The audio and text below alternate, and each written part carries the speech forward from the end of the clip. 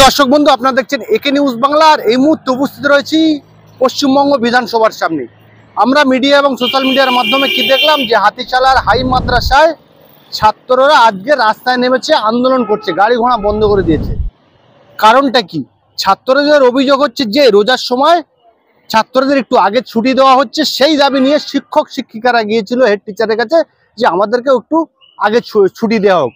Head শিক্ষক তাদেরকে ছুটি না দিয়ে তৃণমূলের নেতাকে বিষয়টা জানায়। তৃণমূল নেতা এসে সেই শিক্ষক শিক্ষিকাকে অস্ত্র ভাষায় গালাগালি করে। তার প্রতিবাদে আজকে কিন্তু ওই হাই মাদ্রাসার ছাত্রছাত্রীরা তারা রাস্তায় নেমেছেন। তাদের বক্তব্য হলো যে মাদ্রাসা পরিচালন সমিতিতে এই তৃণমূল নামক যে শাসক দল রয়েছে তাদের অশিক্ষিত লোকদেরকে আমরা চাই না, শিক্ষিত মানুষ যাতে এই শিক্ষাঙ্গনে জড়িত থাকে। আমরা এই সমস্ত বিষয়ে কথা বলে নেব। আমাদের সঙ্গে রয়েছে ভাঙড়ের বিধায়ক তথা পীরজাদা নওশাদ সিদ্দিকী সাহেব। আমরা দেখলাম আপনার বিধানসভা ক্ষেত্রে হাই মাদ্রাসার ছাত্ররা রাস্তায় নেমেছে, কারণ মাদ্রাসা কমিটির লোক এবং মাদ্রাসার যিনি হেড শিক্ষক রয়েছে ষড়যন্ত্র করে মাদ্রাসায় মিড ডে মিলের চাল চুরি করেছে। হ্যাঁ, আমি খবর পেলাম। শুধু মিড ডে মিলটা এখন জানা গিয়েছে, দেখলে অনেক কিছু জানা যাবে কিভাবে লুট করছে। এই মাদ্রাসার পরিচালনা কমিটি যখন ভোট হয়েছিল তখন বিরোধী অর্থাৎ আইএসএফকে কোনো নমিনেশন করতে দেয়নি। গুন্ডা অবস্থান নিয়ে এলাকা ঘিরে রেখে তারা নিজেদের মতো করে প্রার্থীর নাম দিয়ে আনকন্টেস্টে জয় হয়েছিল। একটা শিক্ষকদের একটা অংশেতে মদত করেছিল। এবার কারা মদত করেছিল আমরা নতুন করে আর বলতে লাগছে না। দেখুন, ব্যাপারটা হচ্ছে শিক্ষা প্রতিষ্ঠান থেকে যদি এই ধরনের দুর্নীতি হয় তাহলে ছাত্ররা কিভাবে আগামী দিনের কিভাবে সমাজের মেরুদণ্ড হয়ে উঠবে? ছাত্ররা যদি দেখে তাদের শিক্ষকরা দুর্নীতির সাথে, সব শিক্ষক নয়, গুটি কয়েক শিক্ষক দুর্নীতির সাথে যুক্ত হয়েছে, তাহলে কি হয়ে উঠবে? আমি বিষয়বস্তুটা পুরোপুরিটা জানি, প্রয়োজনে বিধানসভায় উত্থাপন করব। কনসার্ন ডিপার্টমেন্টটা যদি মাদ্রাসাটা সরোজিনী হাই মাদ্রাসা সম্ভবত হাতিশালা, তো ওই হাই মাদ্রাসা নিয়ে এমএ ডিপার্টমেন্টের মিনিস্টার তথা মুখ্যমন্ত্রীকে এই বিষয়ে আমি মেনশন করবো।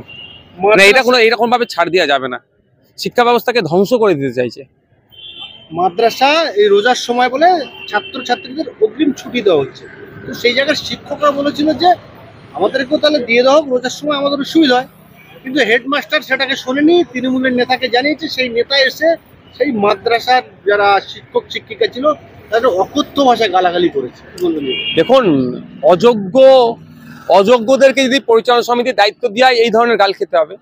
ছুটির কতটা বৈধতা আছে, তাদের ডিমান্ড কতটা বৈধ কতটা অবৈধ আমি বলতে পারবো না, ওই বিষয়টা আমার বেশি জ্ঞান নেই।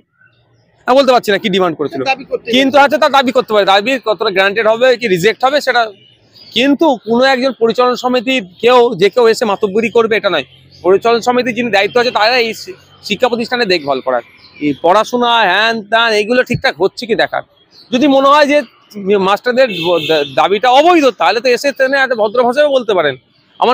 আমার হচ্ছে ওটা বলা উচিত নয়, বলবে হেডমাস্টার বা টিআইসি যদি যেখানে থাকে, যেন ইনস্টিটিউটের যিনি হেড তিনি এগুলো বলতে পারেন। কিন্তু দুর্ভাগ্যের বিষয়ে আমরা কাদের হাতে সমাজ ব্যবস্থাটা পরিচালনার দায়িত্ব তুলে দিচ্ছি এটা ভাবতে হবে।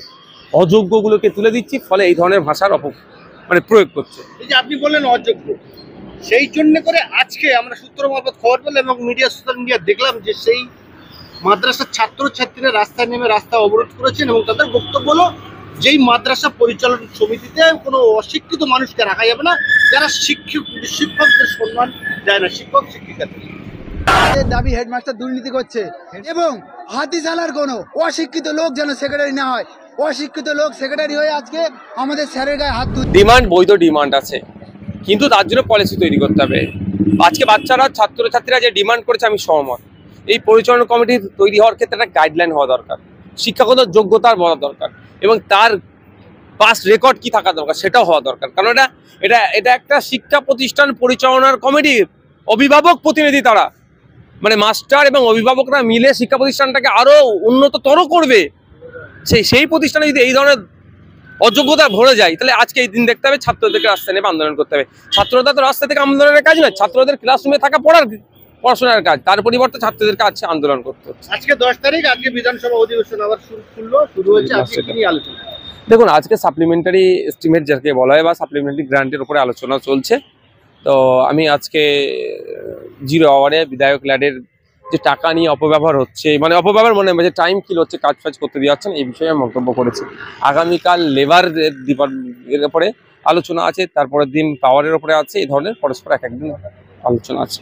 এক মাস রোজা, এই 1 মাস রোজার মধ্যে যে ওয়াকফ সংশোধনী বিল যে কেন্দ্র সরকার আছে তার বিরুদ্ধে আজকে এই কষ্টের মধ্যেও তারা ওই চ্যানেলে বসে পড়েছে ধর্নার জন্য, কি বলবো? অবশ্যই কেন্দ্র সরকার যে অসাংবিধানিক অগণতন্ত্রকে আমি মনে করি, অগণতান্ত্রিক যে বিল নিয়ে এসে প্রতিবাদ হওয়া দরকার। আমরা করছি, গ্রাম মফস্বলে আমরা বিভিন্ন জায়গায় করছি, শহরে হচ্ছে, আমরাও এটাকে সমর্থন করি। এই শান্তিপূর্ণ যে কোনো জায়গায় মানুষের অধিকারের লড়াইকে আমরা সমর্থন জানাই। আমি ওখানে থাকবো। আজকে যাচ্ছেন আপনি ওই জায়গায়? Thank you.